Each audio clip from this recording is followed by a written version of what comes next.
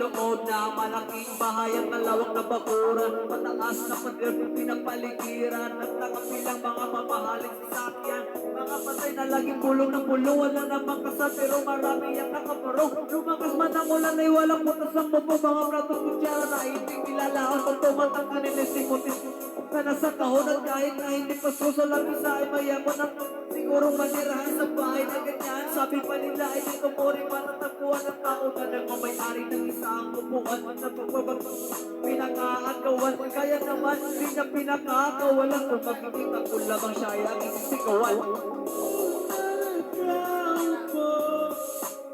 Subukan nyo naman tumayo at baka matanaw at baka matanaw ni ang uri ng kalagayan ko.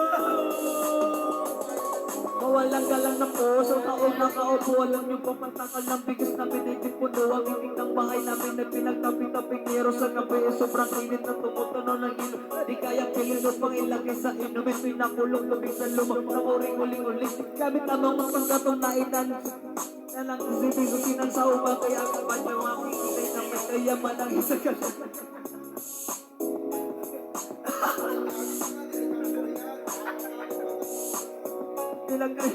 Di ko alam kung talagang maraming araw kung mataas lang ang pakuno ng kumpalag-bulag ang lamang po kayo. Kahit sa dami ng pera nyo, walang doktor na baka mapawalay na lang.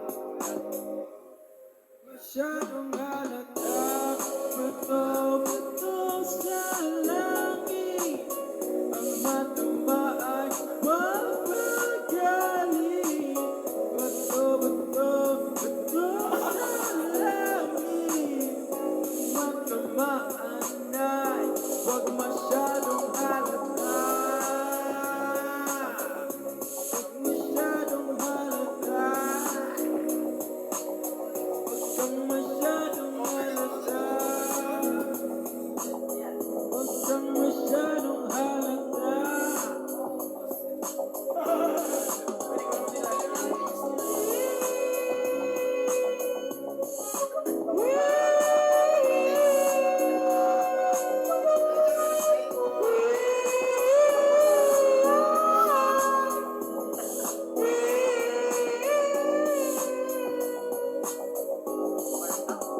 Ano to?